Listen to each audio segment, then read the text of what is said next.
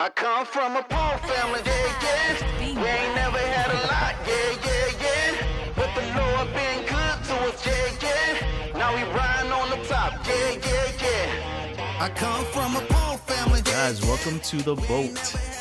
Richie, good morning. Good morning, Ray. Super excited to be here. Season 2 to episode 2, continuing with our theme week. Yeah, theme week. So I'm stoked on the theme, Richie. I think it's a really good format that we're doing this season. So yeah, let's do it. Yeah, let's go into it. So what is today's? We had talked about what we're gonna do today.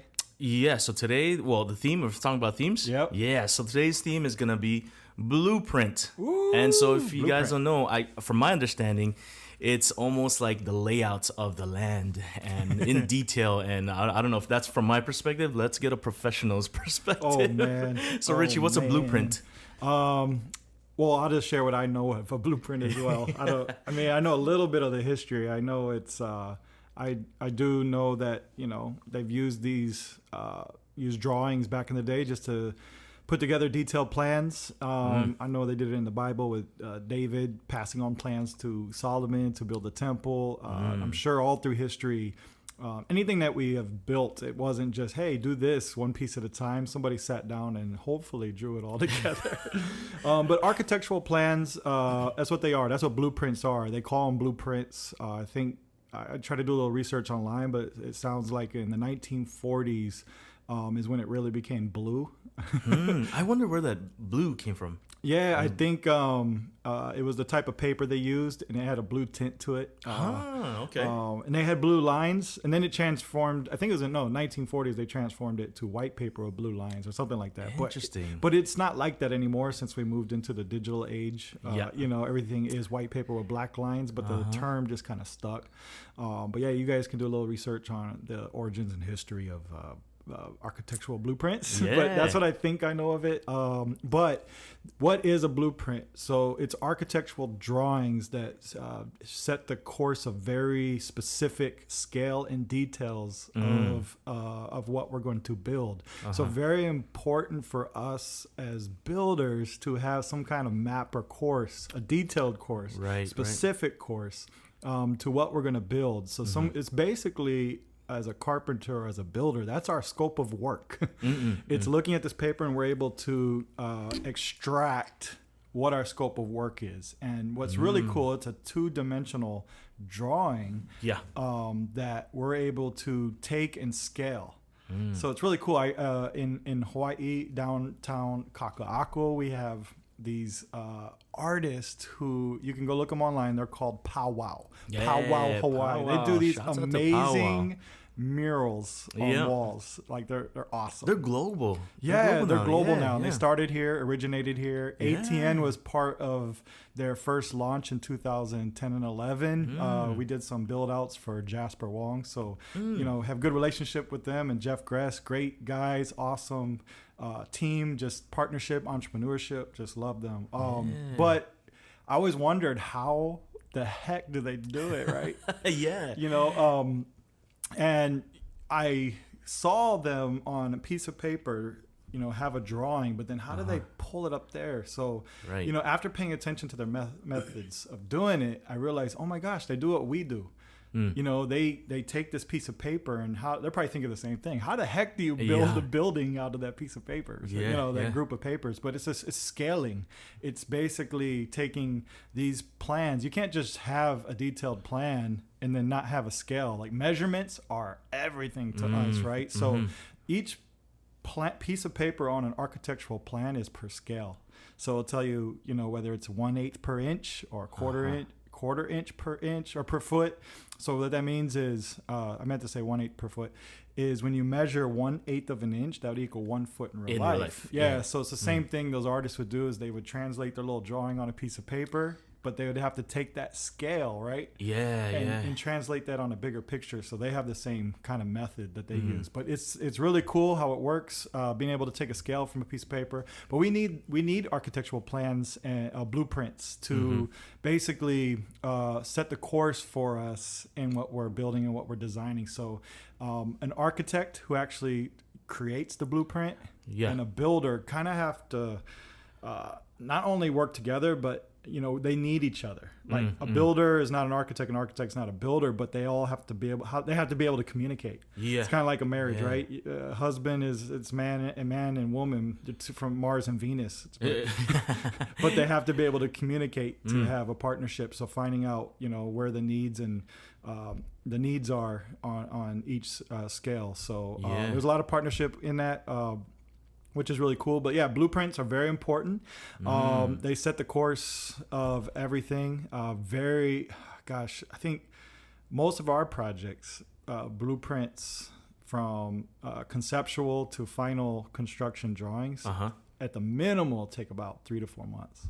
So it's not something that's, quickly sketched and fast. There's a lot of details, not only for the builder, but for the city, for codes, property lines, just taking reality of a property and translating that onto a piece of paper and following all these rules and codes set by your city or, whatever codes those are. And so there's just a lot of thought, a lot of education architects got to go through. I definitely admire them, just seeing some of the products. When we're in a cool age right now where a lot of our architects are taking blueprints and making them 3D drawings, so we can see things seeing things at a 3D rendering and a moving 3D rendering where you can actually move around the space. So crazy. And see it. It just changes everything for us as the builder, being able to see things in 3D. Especially if you're in a design build company. All right. Yeah.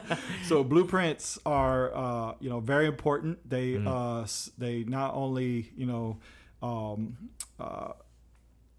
create the specific thing that you are you need to build, but they're there to just have some kind of foundational course for you.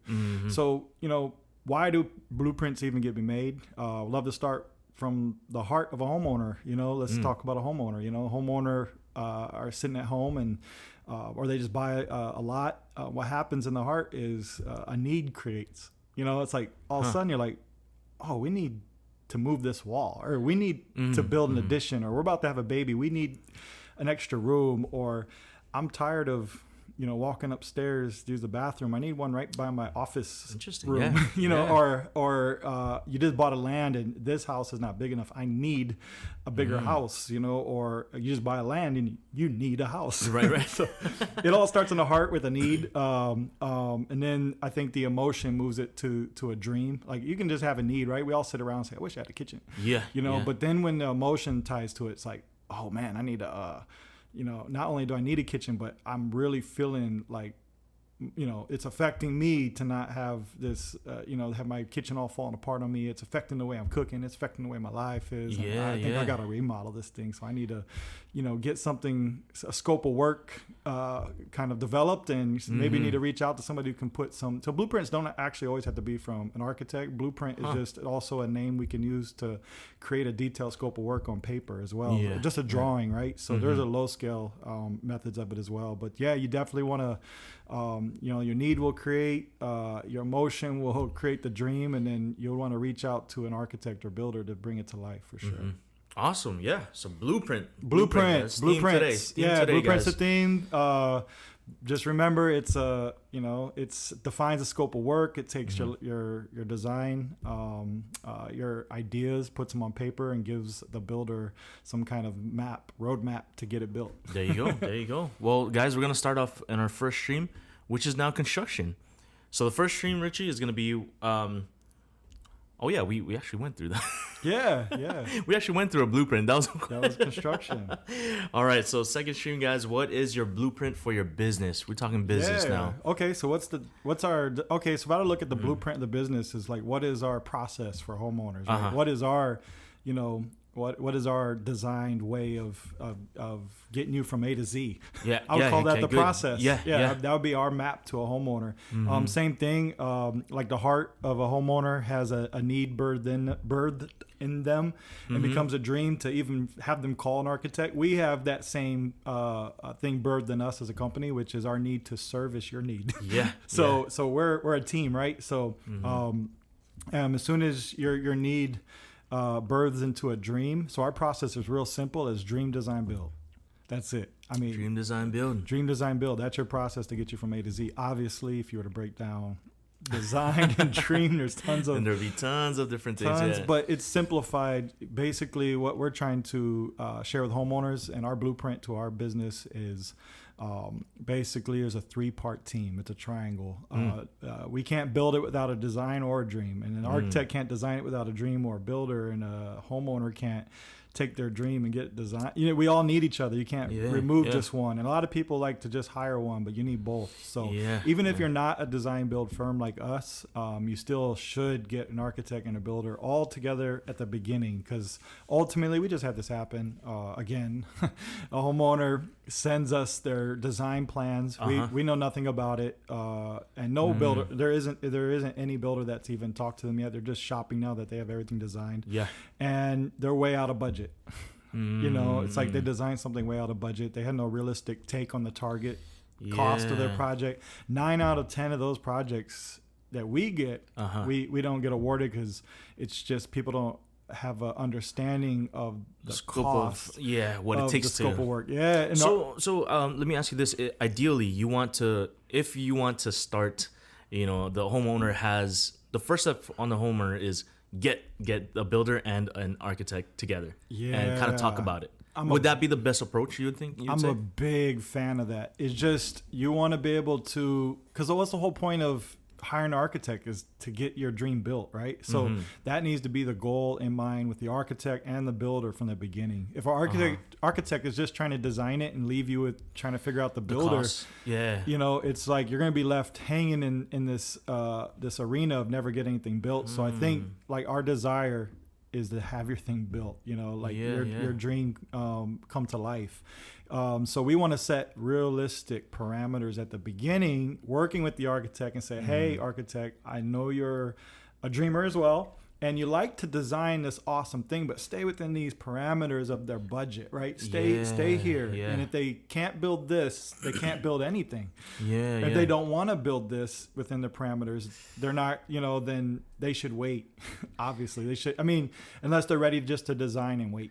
It's a little heartbreaking when you're, I'd imagine if you're a homeowner and you have this dream of building, a certain thing, and you're like, you're stoked, you're excited, you're explaining this to one of the two, and then they give you the information, but later in the long run you find out that that might not be able to happen, or that's just way out of budget or something. So homeowners, that's probably something good to do, is find those two, right? Or a company that does both of them together, like ourselves. Not promoting here, just but I'm passionate about it. I'm passionate about I don't want homeowners to waste a lot of money and time. For sure. So I think it's very important. So what we did was to feel the need of this. Is we created a target budget calculator. Homeowners, please, you can call us. We'll give you, architects, call us. We'll give you a parameter to set for your homeowner. Because ultimately the goal is, let's change the community, build new things, and constantly transform atmospheres in people's homes. Like, that's my goal. That's our heart as a company. And dream, design, build, not one of them. We want all three of them. So that is our blueprint. That is our process. And that is our recommendation. Awesome. So ultimately, for the homeowner, what would you guide them to do when they're starting out? Yeah, I would, like I was saying, I would just guide them to call an architect and builder or a design build firm. But it definitely have them all three of you need to work together. Yeah. It's a non-negotiable in my opinion. I like that. In my opinion, don't just go straight to the builder. Don't go just to the designer without a builder. Go to both of them. Nice. Good advice. Great advice. The blueprint for ATN. Yeah, blueprints. And of course, that's just one part of one big umbrella under. Well, we are a residential construction business, and our blueprint, if you look on the first page, is design or dream, design, build. Like, if you go to our website, it's dream. That's our process. So that's our blueprint to success. Is just make sure you have all three components, all three team members. So the homeowner is involved. Let me add that. Homeowner is part of the team. Yes. It's not just like, how are we going to know what to design without talking to you and asking questions and extracting your ideas and dream from you and putting them on paper and getting things approved. And I think that's one of the that's one of the cool things about working with ATN, because you keep the homeowner throughout the timeline of from A to Z. You keep them connected through. They're the dreamer. So yeah, we keep them connected through our website portal. Each our client gets a website portal. Project manager assigned to them. Project designer assigned to them. We have an estimator assigned to the project. I mean, we have a whole team working for you. Quality control. It's unreal. We have updates, a great photos. Yeah, they get the whole 9 yards, but it's their involvement. It's not just looking at things, and I mean we can just build it, but your home, like the homeowner, their involvement is what creates the success. So all three parts, very important. Not one without the other, like I was sharing. Yeah, that's awesome. Yeah, it's awesome to be a part of something when because take ownership. Yeah. Awesome. Okay. Cool. We'll head into our third stream, Richie, which is our faith stream.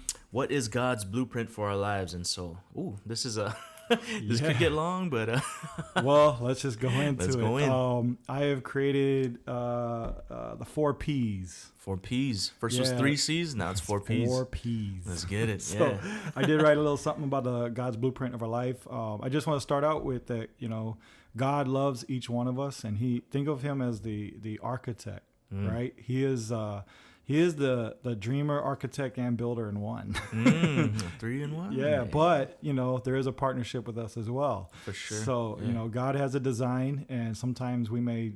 What's cool about him? He's so omnipotent that this is just my theory or my belief. Don't know if this experience. is my experience. I don't want to say this is how it is, because I want to be. Because everyone's on their own. I want to say that there might be another way, but this is how I believe God to see and operate, is like he had like the roots of a tree, right? So he has a plan for us. And sometimes we may detour, but he has a plan for a plan for a plan, right? So he's already got it all mapped out, no matter if we go left or right. So that's what's really cool about God, is that's how omnipotent he is. He has a plan for a plan for the plans. For the plans. For the plans. And so but I think we need to pay attention to the original plan at all times, or what's continuing being written while we're going in life. And so my 3 P's are 4 P's. 4. Is first one is presence. Presence is very important to identify your blueprint of God's blueprint in your life. A good example of my life is spending time. First of all, have God's presence in your life, because if you don't, then you're the architect, and that's scary. And you're doing it out in of a your big own world. strength, That's scary. So what's nice about an architect, and I'm a builder, right, is kind of going back. An architect is educated. I mean, they've gone to 4, 6 years, sometimes 8 years of school. They get master's degrees. Licensed architect actually have to have another 4 to 5 years of work under a firm. So a licensed architect, they've been through some knowledge. You don't want me drawing your house. You know what I'm saying? So you know what? You're a good drawer, though. Watch episode 1, guys. You drew the bench. I cheated. I was impressed, though. Still, but anyway, yes, architects have to go through a lot of school. Yeah, and so looking at God being a presence in your life, I think is very important. Like, who do you want to be the architect in your life? And so God's presence is number 1. I even talk about, is there a God? Like, let's just go there real quick. I'm not. What do you call those people that try to prove God is real? Or prove? Yeah, I don't know what they're called. They have a term. Apologists? Yeah. Apologists? Yeah. Is that what they're called? So. I'm not an apologist, but apologize. I'm about to take it there and probably not win. But I look at a building, right? If we look at a building that's, 20 stories tall down in Waikiki, right? We're looking at it, but for real, like, can you tell me that it just got there, or did somebody build it? What's your answer, Ray?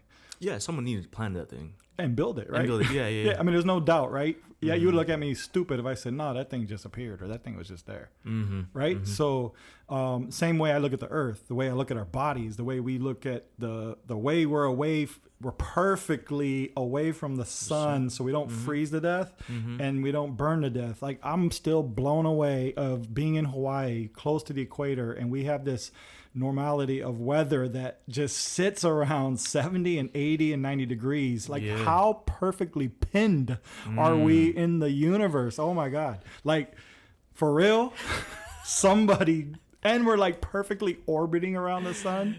Like for real, like, come on, man.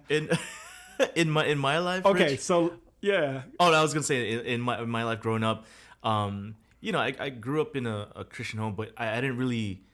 I didn't really become a Christian until later because you just go through the motions when you're a kid or when you're in youth and you're going whatever it may be. And but I remember specifically one time I was just like the thing that brings me back to my faith and knowing God is just for sure real is all I have to do is wait at night and look up at the stars. Come on. And I'm just like, yeah, this can't Come yeah. That's just my way of being anchored. I'm sure, like you said, other people have different experiences.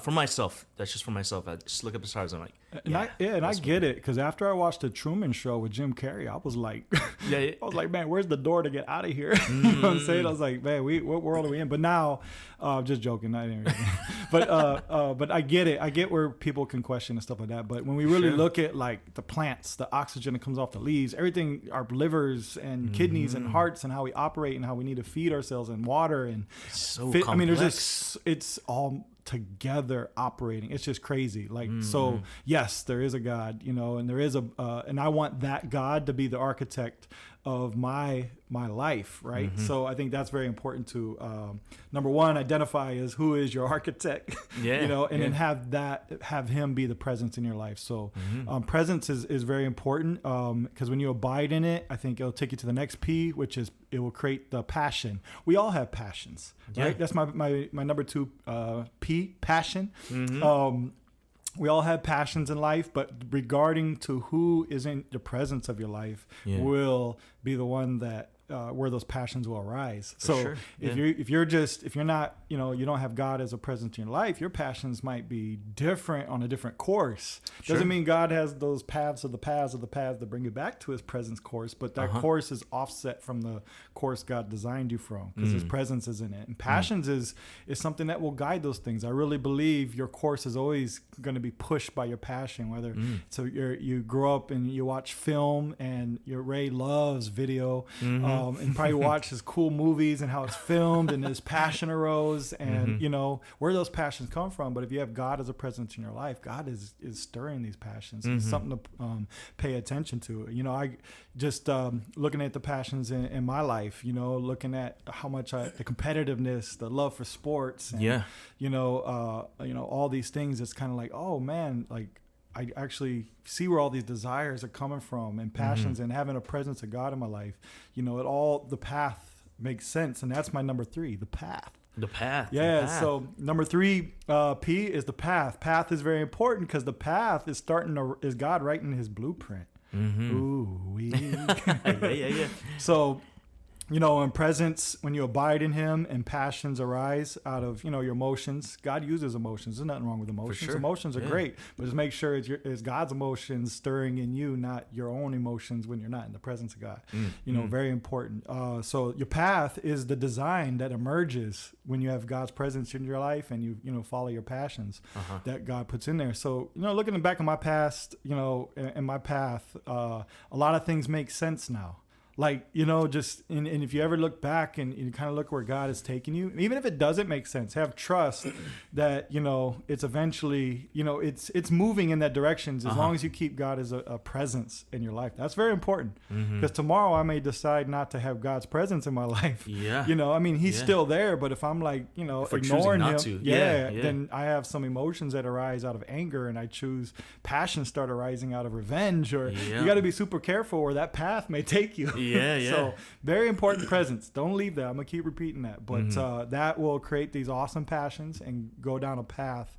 And looking at my path, like I played football, I played basketball, and I thought that was the course God had for me. But paths and how God designs is very important. Like in order to build a house, a foundation has to be laid. So foundation of my life, wondering like, oh man, why is my mom into theater, and things like that, and all that is relevant even to me today. I remember when I was real young, and I'm talking, I don't even know the age, but could be like 7, 8, 9, maybe 9, 8 or 9. Yeah. She was helping. She was a choreographer at Woodruff High School, and she she would teach dance for the I forget what they called the team, but it was kind of like a glee team. Okay, They sing and dance. It was pretty cool. That's cool.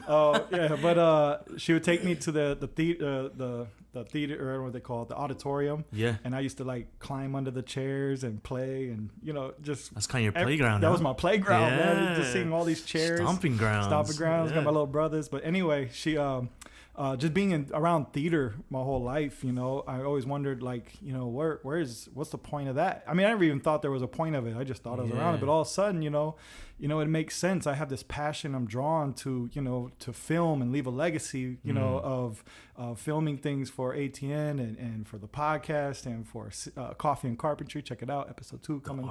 Yes, but the arts, all these things kind of look back and it's like, oh, makes sense why God laid this foundation, because he had this plan for me in the future. And then looking at sports, like I have my Uncle Eddie, my Uncle John, big time, I call them big time college stars, and played for Minnesota Division I football, my Uncle John, and then played for Division I basketball for Bradley. It was my Uncle Eddie. So I seen these sports models in my life, and wanted, I had this desire and competitiveness to just get these affirmations from them and be awesome at sports.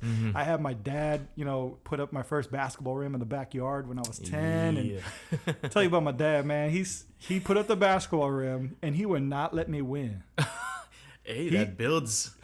Oh man, it was like, man, it was on. I would practice outside in the cold, in the rain, and I swear, from like 10 years old to like 14. How crazy would it be to find out that particular point in time in your life was a thing that birthed this competitiveness? And I know it was a path God was designing. He was just laying a foundation, and that's really why I'm mentioning these things. Is like, sports, I would have thought was my calling. Yeah. Right? It was the blueprint of my life, but it wasn't. Looking where I'm at now, and it was just like, wow, it's the path of God is fruitful. And sports was fruitful for a season, but it was a foundation only. Right. And so, I remember the day though I beat my dad. After that, I just got to mention that. After that, he couldn't beat me ever again. Yeah. But truth be told, after I beat him, he said he wouldn't play me anymore. He said, so there's no chance of that. No, anyway. He said basically, you did it, son. Yeah. Good job. Good job. That's it. You're not beating me twice. Yeah. That's what he did promise.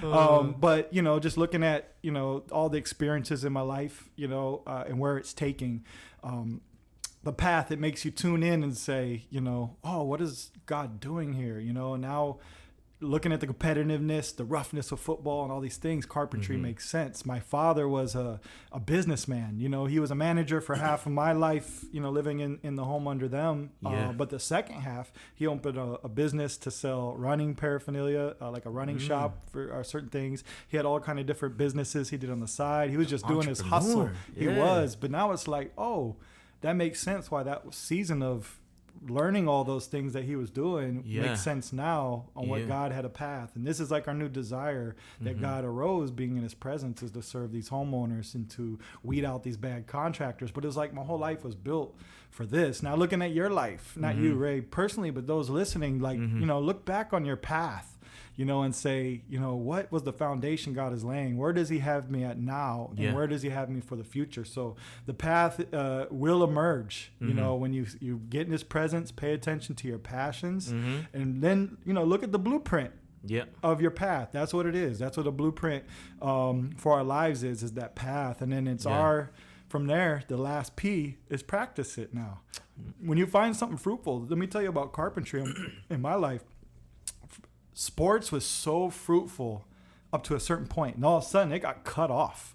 That's what I was gonna ask you, because when you're young and you're placed in this atmosphere, and you think you have all of this, you're trying to reach for goals and trying to get to the NBA, whatever it is, and it's like when that's snatched from you and something happens, and it's like, okay, like how did you deal with that? Because now you're more you're wiser now, and you're older, and you've experienced things, but when you look back then, it must have been heartbreaking to.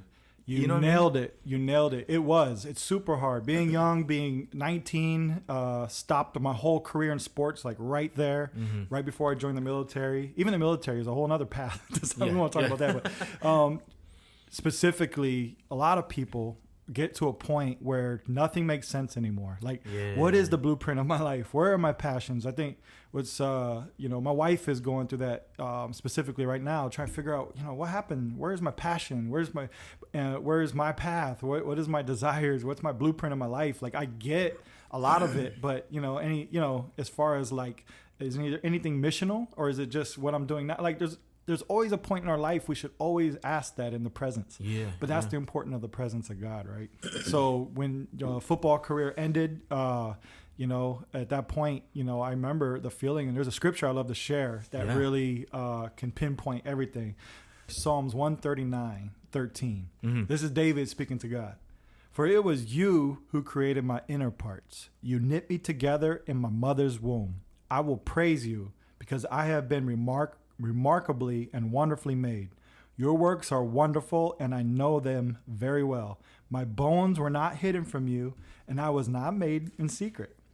When I was formed in the depths of the earth, your eyes saw me when I was formless. All my days were written in your book and planned. Ooh, the blueprint. Before a single one of them begins. So God already has you blueprint out. He has your whole life mapped out.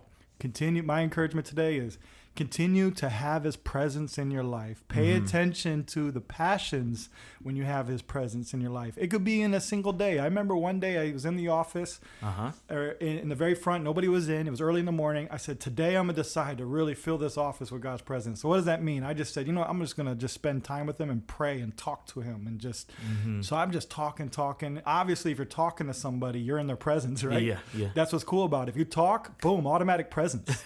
Draw near to him, he'll draw near to you. That's scripture. Sure. So if you're going to talk to him, boom, presence, automatic. Yep. Prayer is presence antidote. That is my map to get into his presence. Just talk to him, worship him. So I just started talking to him, and all of a sudden some passions just arose while I'm talking. Those are the things you need to listen to. I hear you. Those moments are like, hey, God is arising something. Like, why all of a sudden this taste that I used to love, not talking about food, I'm talking about a desire, is just got quenched. I don't feel this anymore. I feel a desire right here. But in order to get that, I had to connect to the vertical to see the horizontal, right? So very important to pray in his presence. So I encourage you guys, get into his presence, pay attention to his passions. Look back at the pages on the foundation. Look back. Look back and say, well, what was God preparing me for? All this might make sense. Maybe you did certain things in a season of your life, getting you ready for, because God's never done. It says here, you're formed from the beginning to the end. God it was all planned. Your book and plan. All the days are written. Says it right there. So it's already planned. So if you're right now today and you feel discouraged, just know God has something still to work through you in his architectural design and his blueprint. You're only on page 7. We have some more pages to go. I don't care how old you are or how young you are. God still has an architectural plan. So get in his presence. Pay attention to his passions. Look back at your path. Look at that foundation, and the last P, let's practice it. Means let's put it into active mode, right? Let's make it something. So you can't just have a passion, look at your path, and then go sit on the couch. It's time to put it in action, buddy. It's time to put it in action. And there's this last thing I want to say. Pastor said one time, you could sow a thought, and then you can reap an act. You can sow an act, you can reap a habit. You can sow a habit, but you'll reap character. And once you sow character, you'll reap destiny.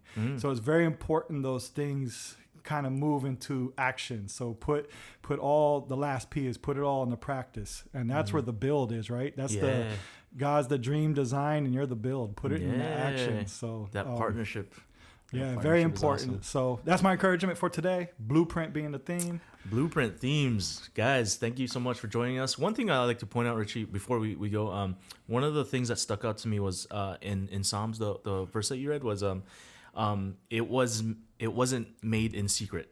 Like it's like that means he has an intention. He's intentional. So he has a plan for you. So that blueprint is already there. You just gotta partner with him. And so, man, that stuck out. I was like, it wasn't made in secret. Like, he's letting you know, like, I made you for a reason. So, guys, you guys have a reason for being here on Earth. And so, I would just encourage you guys to seek him out, explore, be curious. If you don't have that relationship yet, But yeah, from ATN shop area, we'd like to close out Builder of All Things podcast. Thanks for joining us on the boat. Yeah, joining on the boat. Awesome. See you guys. I come from a poor family, yeah, yeah.